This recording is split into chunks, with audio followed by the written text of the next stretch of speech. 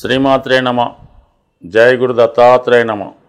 ఈ వీడియోలో మనం మార్చి 30వ తారీఖు నుంచి మే 18వ తారీఖు మధ్యలో శని మరియు రాహులు కలిసి ఒకే రాశిలో సంచరించడం జరుగుతూ ఉంటుంది. దీని ప్రభావం మీద వివిధ రాశుల వారికి ఏ విధమైన ప్రభావం ఉంటుంది, అసలు ఈ రాహు శని కలయడం వలన మరి సహజంగా ఏమి జరుగుతుంది అన్న విషయాన్ని ఈ వీడియోలో పరిశీలించే ప్రయత్నం చేద్దాం. వృశ్చిక రాశి వారికి మీనరాశిలో ఏర్పడినటువంటి శని రాహుల కలయిక ఈ రాశి వారికి ఏ విధంగా ఉండబోతుంది అని ప్రయత్నం చేసినప్పుడు, పంచమ స్థానం అన్నది పూర్వపుణ్య స్థానాన్ని చెప్తూ ఉంటాం. మనం గత జన్మలో ఎటువంటి పుణ్యాన్ని చేయడం జరిగింది, దాని మూలంగా మనకి ఎటువంటి ఫలితాలు రాబోతున్నాయి అని తెలియజేస్తుంది పంచమ స్థానం. ఇది పంచమ స్థానంలోకి పాపగ్రహాలు వచ్చినప్పుడు కొంతవరకు గత జన్మలో చేసుకున్నటువంటి పుణ్యం కరిగిపోయే అవకాశం ఉన్నది. అంటే దాన్ని ఖర్చు పెట్టడం జరుగుతూ ఉంటుంది. సో ఈ రెండు కూడా మీకు తామస గ్రహాలైనటువంటి ఈ రెండు గ్రహాలు కూడా 5వ స్థానంలోకి రావడం వల్ల జాతకుడి ఆలోచనలో ఒక విధమైనటువంటి మార్పు రావడం జరుగుతూ ఉంటుంది. అంటే జీవితాన్ని ఏదో విధంగా శరీరాన్ని సంతోషపెట్టాలి, ఏదో ఒక అలవాటు, ఒక వ్యసనం, ఒక బలహీనత లోనవడం జరుగుతూ ఉంటుంది. ఇది సాధారణంగా ఇతరులకు చూసి వాళ్ళ ద్వారా జాతకుడు ప్రలోభపడుతూ ఉంటాడు. ముఖ్యంగా ఎక్కువగా విద్యార్థులు 26 సంవత్సరాలు లోపు ఉన్నటువంటి వారి మీద ఎక్కువగా ఈ రాహు ప్రభావం చూపుతూ ఉంటుంది.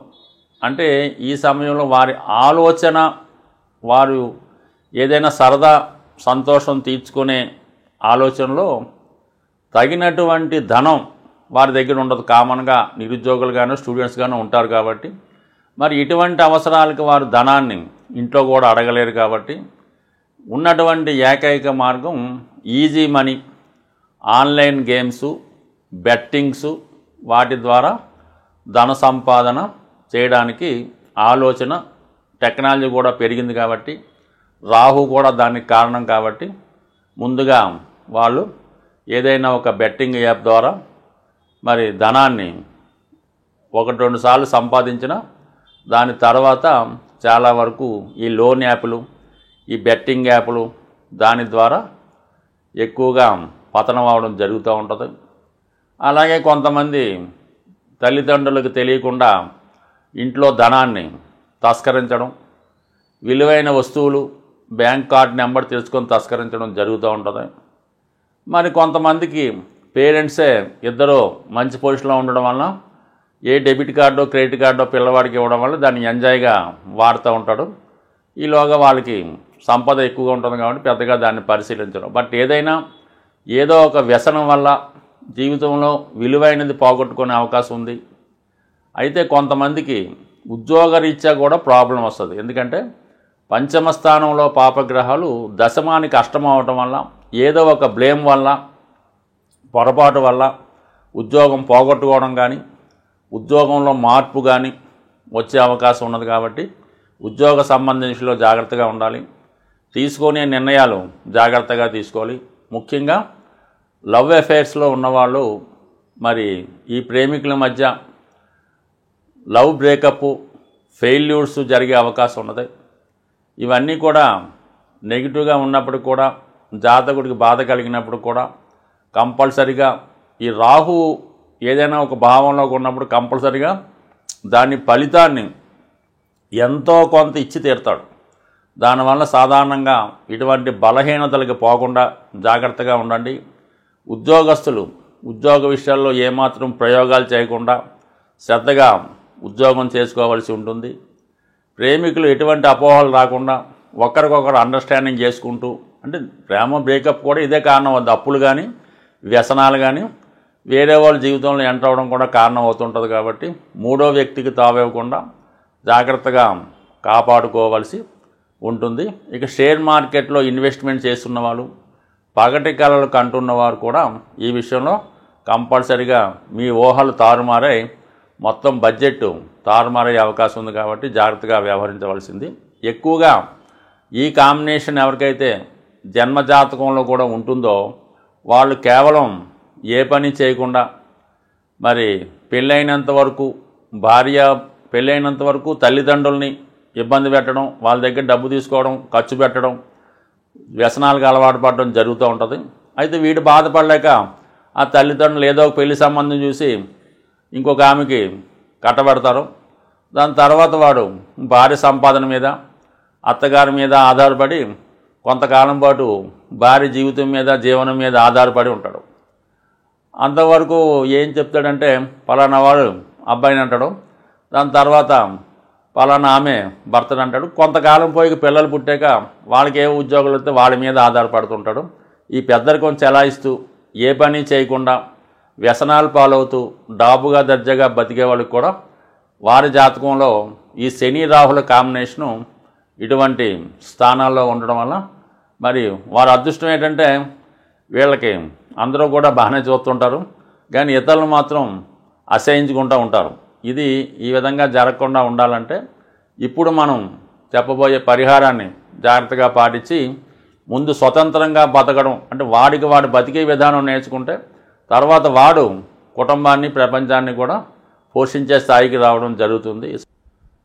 రాహు గత కొంతకాలంగా మీనరాశిలో సంచరిస్తూ మే 18వ తారీఖు వరకు మీనరాశిలోనే సంచరించడం జరుగుతూ ఉంటుంది. రాహు స్వభావంగా మన జ్యోతిష శాస్త్ర ప్రకారం రాహుకి ప్రత్యేకంగా ఒక రాశి నిర్ణయించపోయినప్పటికీ కూడా రాహు ఏ రాశిలో ఉంటే ఆ రాశిని తన ఆధీనంలోకి తీసుకొని ఆ రాశిని తన యొక్క సహజ లక్షణాలతో కలిపి ఫలితం ఇవ్వడం జరుగుతూ ఉంటుంది.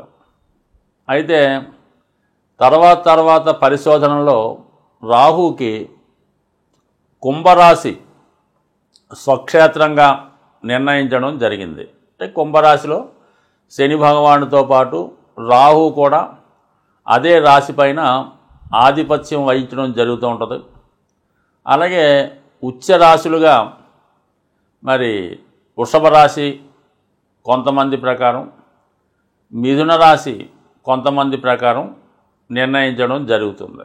అయితే ఏంటంటే ఈ రాహుకి ప్రధానంగా 3 గ్రహాలు మిత్రగ్రహాలు అవటం వల్ల శని రాహు ఈక్వల్ అని కామన్గా చెప్తూ ఉంటారు. అలాగే శుక్రుడు బుధుడు కూడా ఈ రాహుగ్రహానికి మిత్రగ్రహాలు అవటం వల్ల, అలాగే రాహుకి శుక్రుడు గురువుతో సమానం, అలాగే బుధుడు కూడా ఇద్దరు కూడా గురు శిష్యులు లాంటి వాళ్ళు. కాబట్టి ఈ రాహు శుక్ర బుధులతో కలిసి ఉన్న వారి యొక్క రాశుల్లో ఉన్నా కూడా తన యొక్క శుభ ఫలితాలు ఇవ్వడం జరుగుతూ ఉంటుంది. అంటే మిత్రగ్రహాలతో కలిసినప్పుడు సహజంగా రాహుకి శుభ ఫలితాలు అంటే మామూలుగా అది ఒక విధమైన అంటే తామస గుణం లక్షణాలతో కలిగి ఉంటాడు రాహు. అంటే సాధారణంగా రాహు ఇచ్చే ఫలితం ఎలా ఉంటుందంటే అక్రమ న్యాయసంపదంగా లేకపోవడం, అక్రమ పద్ధతుల్లో వెళ్ళడం, అలాగే చట్టానికి లోబడకుండా దాన్ని అధిగమించడం, అలాగే బ్లాక్ మార్కెట్టు, స్మగ్లింగు, తర్వాత వ్యభిచారం, మద్యపానీయం, వావి వరుసలు లేకుండా ప్రవర్తించడం, ఇవన్నీ ఏదైతే మన సంస్కృతికి సాంప్రదాయానికి విరుద్ధంగా ఉంటాయో అవన్నీ కూడా రాహు దానికి ఇవ్వడం జరుగుతుంటుంది. అయితే మంచి టెక్నాలజీ కలిగి ఉంటాడు అన్నమాట. చాలా చిన్న టెక్నిక్తో ఎంత పనైనా సాల్వ్ చేసే విధంగా ప్రస్తుతం ఉన్నటువంటి సాఫ్ట్వేర్ రంగానికి, కంప్యూటర్ రంగానికి కూడా రాహువే కారణం అవుతుంటాడు. కామన్గా ఉన్నది లేనట్టు, లేనిది ఉన్నట్టు చూపించే మాయాజాలానికి కూడా ఈ రాహు కారణం అవుతుంటాడు. కాబట్టి ముఖ్యంగా ఈ సినిమా ఇండస్ట్రీ అంతా కూడా రాహు ప్రభావం మీదే ఆధారపడి ఉంటుంది. కాబట్టి ప్రస్తుతం సినిమా పరిశ్రమకి, సాఫ్ట్వేర్ రంగానికి, ఈ రాహు కారణం అవుతుంటాడు. సాధారణంగా జీవితం సుఖవంతంగా లగ్జరీగా బయట వారితో సంబంధం లేకుండా ఒక మనిషి తన వ్యక్తిత్వంలో జీవించాలంటే రాహుగ్రహ అనుగ్రహం తప్పనిసరిగా ఉండాలి. మరి ఇదే రాహు గురువుతో కలిసి ఉన్నప్పుడు గురుచండాల యోగం అని చెప్తూ ఉంటారు. అంటే గురువు ఇచ్చే మంచి లక్షణాలని పాడు చేసి ఆ విద్యార్థినో ఆ స్టూడెంట్నో వివిధ మార్గాల ద్వారా పతనానికి కారణమవుతుంటాడు. మళ్ళీ ఇంచుమించుగా కొంతమంది అదే నెగిటివ్ యాంగిల్లో పైకి కూడా తీసుకురావడం జరుగుతుంది. ఇంచుమించుగా 30 సంవత్సరాల తర్వాత ఈ గురుచండాల యోగం అద్భుత యోగంగా మారే అవకాశం ఉంది. అయితే మరి రాహు శుక్రగ్రహంతో కలిసి ఉండడం వలన ఈ సినిమా పరిశ్రమ సాఫ్ట్వేర్లో డెవలప్ అవడం, అయితే వ్యసనాలు, వ్యభిచారం, స్త్రీలోలత్వం కంపల్సరీగా ఉంటుంది. అదే బుధుడితో కలియడం వల్ల సైంటిఫిక్గా విద్య నేర్చుకుంటాడు, డిఫరెంట్గా విద్య నేర్చుకోవడం జరుగుతూ ఉంటుంది. అందరూ కష్టపడి చదువుతూ ఉంటే వీళ్ళు సూక్ష్మ మార్గం ద్వారా సింపుల్గా ఆ విద్యలో సక్సెస్ సాధించడం జరుగుతూ ఉంటుంది. ఏదైనా ఈ బుధ రాహు కలిసి ఉన్నప్పుడు కంపల్సరీగా విద్యలో ఆటంకాలు ఎదురైనప్పుడు కూడా ఏదో విధంగా విద్యను పూర్తి చేసి వాళ్ళు అనుకున్నది సాధిస్తూ ఉంటారు. మరి ముఖ్యంగా శని కూడా కుంభరాశికి అధిపతి అవుతుంటాడు, రాహు కూడా అధిపతి అవడం వల్ల అంటే శని పరిశ్రమకు కారణం అవుతుంటాడు, ఒక ఇండస్ట్రీకి కారణం అవుతుంటాడు, ఒక వ్యాపారానికి కారణం అవుతుంటాడు. అదే శని భగవానుడితో రాహు కలిస్తే దాన్ని ఇంకా చాలా కలర్ఫుల్గా అంటే బాగా పెద్ద పెద్ద సంస్థలు అంటే ఎక్కువ ఇన్వెస్ట్మెంట్తో పెద్దగా పెడుతున్నటువంటి ఏదైనా షాపింగ్ మాల్స్ కానీ, మల్టీప్లెక్స్ లాంటి సినిమా థియేటర్లు కానీ, అలాగే పెద్ద బడ్జెట్తో కూడుకున్నటువంటి మన పుష్ప లాంటి సినిమాలకు కూడా ఈ శని రాహులు కలిసి ఉండడం వలన అటు టెక్నాలజీని అటు ధనాన్ని ఎక్కువగా ఉపయోగిస్తూ కొద్దిగా చట్టానికి లోబడి ఆ సినిమాలు కూడా తీయడం జరుగుతుంటుంది.